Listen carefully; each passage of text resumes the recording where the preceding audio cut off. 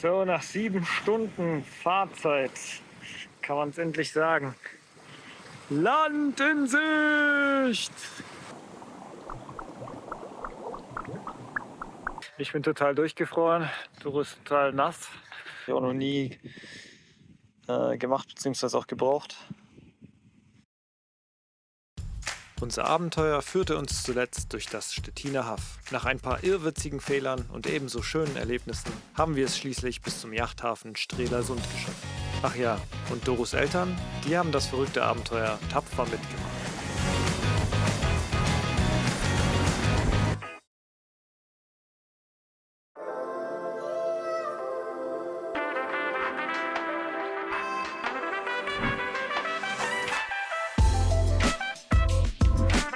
Da Stralsund nur einen Katzensprung von unserem derzeitigen Hafen entfernt ist, haben wir beschlossen, ins Ozeaneum zu gehen. Fantastische Eindrücke. Und wir haben sogar das eine oder andere über die Ostsee und Nordsee gelernt.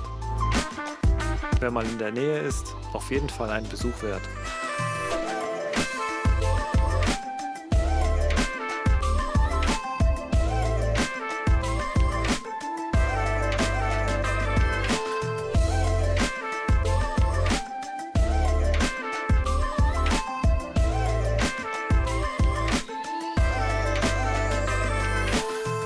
Schaut mal, wer hier zu Besuch ist. Die legendäre Gorch Fock. Die Gebäude von Stralsund, auch einfach phänomenal.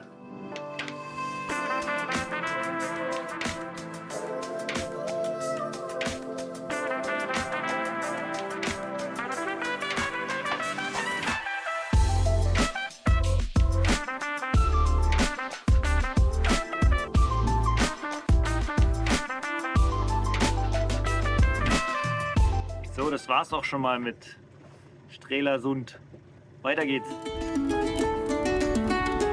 Dann hieß es Abschied nehmen von Doros Eltern. Eine wunderschöne gemeinsame Zeit, die leider zu Ende ging. Was bleibt, sind großartige Erinnerungen.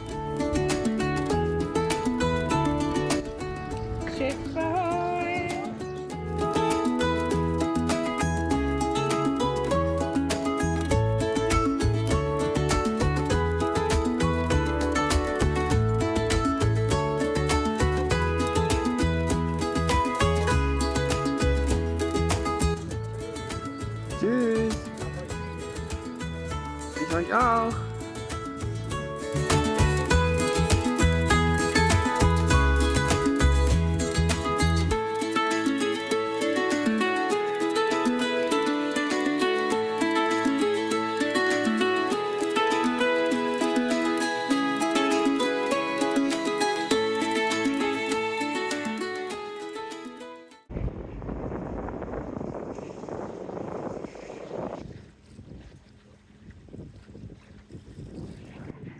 Und unsere dritte Brückenöffnung folgt demnächst.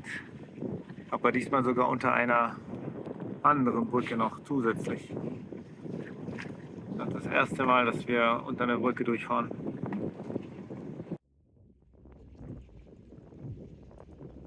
Und auch vor dieser Brücke waren wir wieder erstaunt, wie viele Boote hier sich versammeln.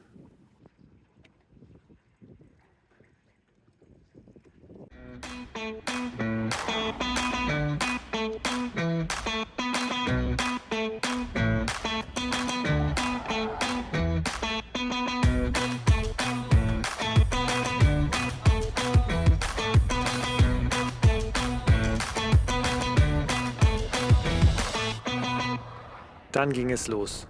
Die Brücke öffnete sich.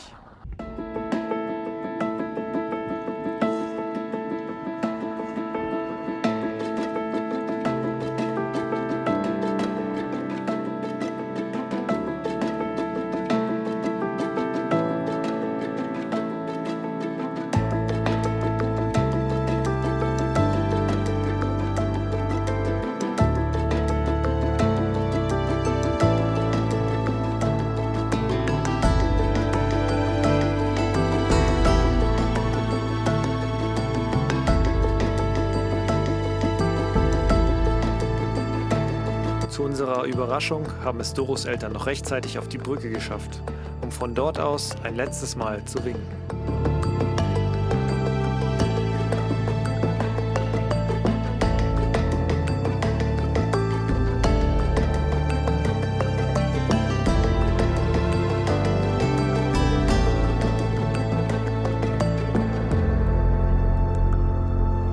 Es war die erste Brücke, unter der wir einfach so hindurchfahren konnten. Trotz 12 Meter hohem Mast. Einfach beeindruckend, was hier möglich ist.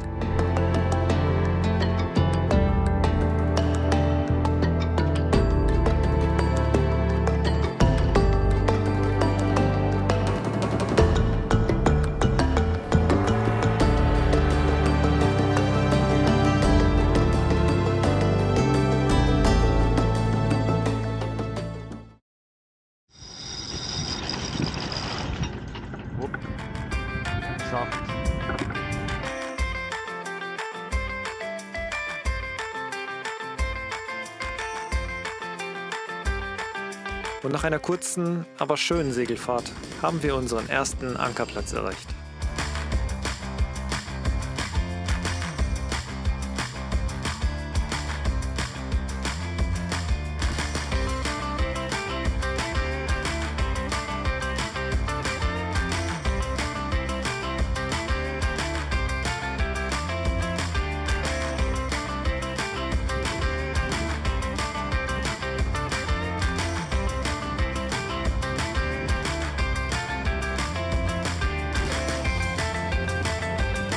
War unser allererstes Mal ankern und wir haben es direkt geschafft.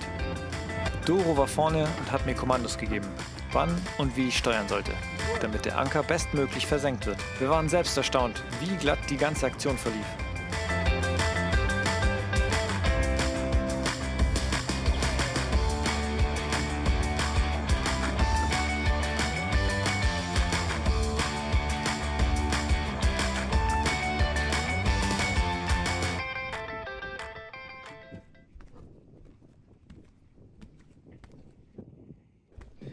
Doro macht jetzt den Stopperknoten.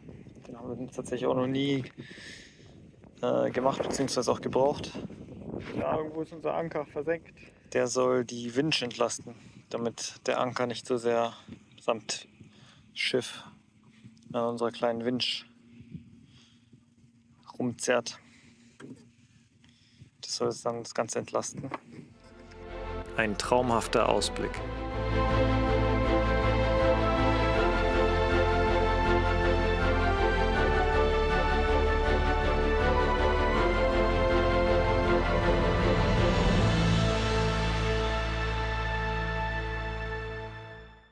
Ankerball jetzt mal rausholen. Musste die Tasche jetzt von ganz unten rauspulen. Den Ankerball habe ich jetzt auch schon raus gefunden. Und eine frische Leine. Ist nur noch die Frage, wie wir das befestigen.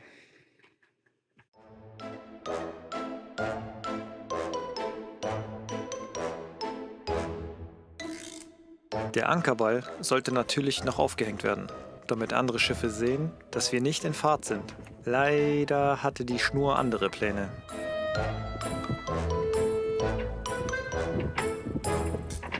Ja, möchtest du das machen? Ich versuche es so weit wie möglich jetzt Sie hat sich ständig verknotet, sodass ich den Ankerball nicht mehr herunterbekam.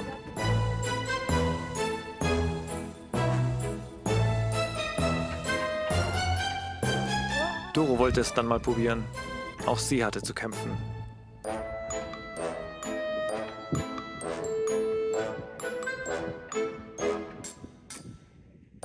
Aber schließlich hat sie es geschafft. Eine hochdrücken, das andere.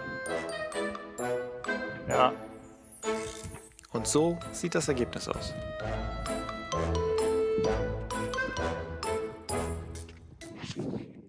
Und? Hört ihr es? So hört sich's an, wenn man ankert.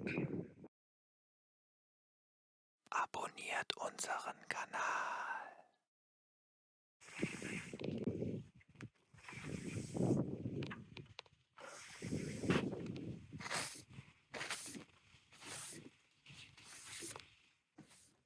So, die gute Nachricht ist, wir sind geankert, erfolgreich.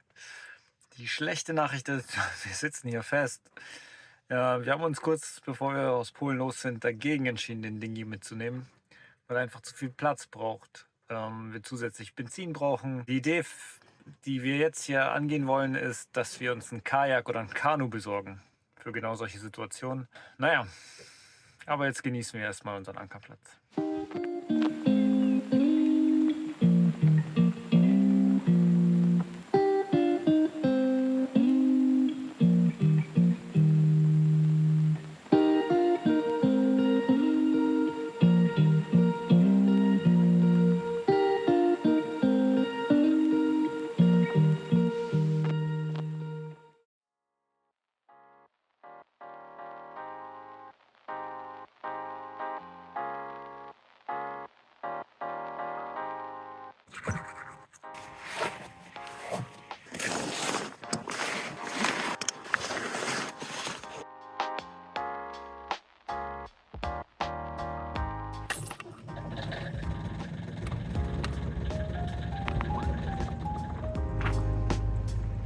Unser nächstes Ziel: ein Ankerplatz bei Gesa.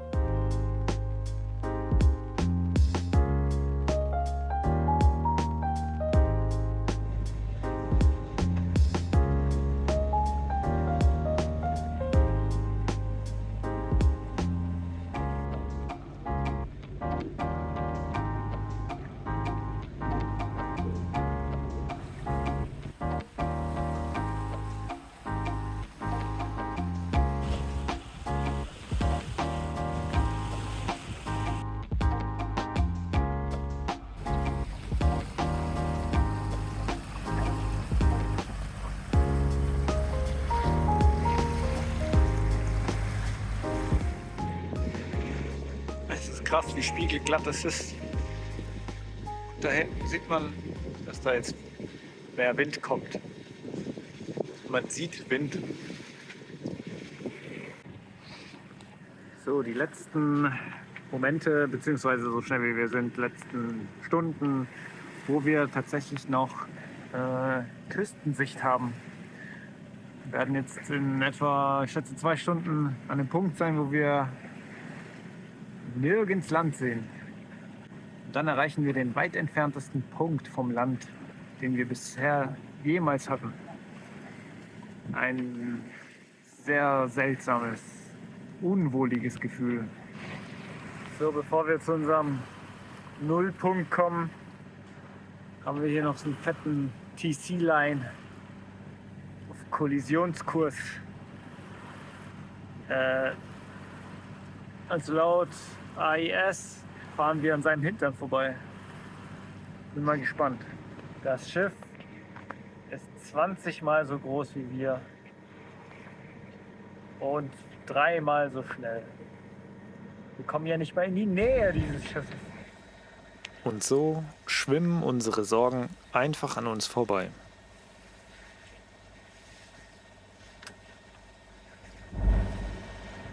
So, wir sind an einem einzigartigen Punkt angelangt.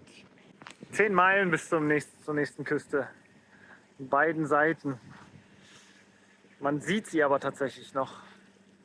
Minimal. Sowohl Dänemark als auch Deutschland. So, nach 7 Stunden Fahrzeit kann man es endlich sagen. Land in Sicht! Wir sehen Dänemark. Zipfelchen. Wir sind in etwa 3 Stunden da. So, nach 7 Stunden haben wir uns mal Wind angeschaut und tatsächlich hat es gepasst für das Vorsegel, beziehungsweise für überhaupt Segel. Wir haben gerade 7 Knoten Wind. Dann segeln wir jetzt noch die letzte Stunde, letzten 2. Doro hat hier eine recht witzige Konstruktion gebastelt für heute, weil wir unser Navigationstablet geht manchmal nach Länge oder eigentlich immer nach ein paar Stunden leer. Und dann müssen wir jetzt an die Powerbank schließen. Und diesmal hat sie sich überlegt, wir nehmen unser kleines Solarpanel und laden so lange wie es geht. Tatsächlich. Es hat jetzt fast über 7 Stunden durchgehend geladen oder zumindest stabil gehalten. Wir sind immer noch bei knapp 80%. richtig nice. Und man hat natürlich auch noch bessere Ansicht. So, wir sind kurz vom Ziel und haben dieses Vogelhäuschen entdeckt. Kann mal jemand sagen, was das sein soll?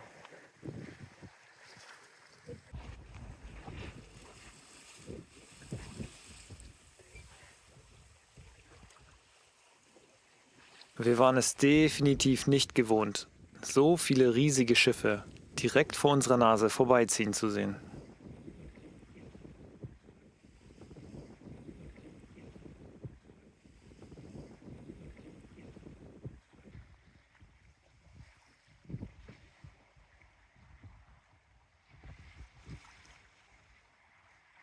So, Dele, wir haben noch vor dem Hafen einen Ankerplatz gefunden und dachten, jo, wenn es gestern so gut lief, gib ihm. Naja, nach 5 kläglichen Versuchen haben wir es dann auch gelassen. Ich bin total durchgefroren, Doro ist total nass, hat schwierige Hände. Dann sind wir jetzt doch in den Hafen rein. Bin mal gespannt wegen dem Preis. Und ja, morgen geht es dann auch schon wieder los. Im Schnitt. In Deutschland waren es im Schnitt 20 Euro und in Polen im Schnitt 25 Euro. Naja, also 235 Kronen hat der Spaß jetzt gekostet.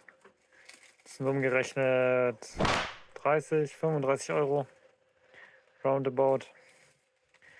Aber da ist nicht inklusive eine Duschkarte bzw. eine Toilettenkarte, damit man überhaupt auf die Toilette kann. Das mussten wir jetzt nochmal dazu buchen. Jetzt sind wir aber uns nicht sicher, ob wir diese 20 Kronen auch noch zurückkriegen, wenn wir nicht duschen. Hier noch ein bisschen Bonusmaterial. Die Herausforderung für Doros Eltern: Sie konnten nur die Mastspitzen der Boote erkennen, aber sie hatten den richtigen Riecher. Sieht das? Weiß nicht.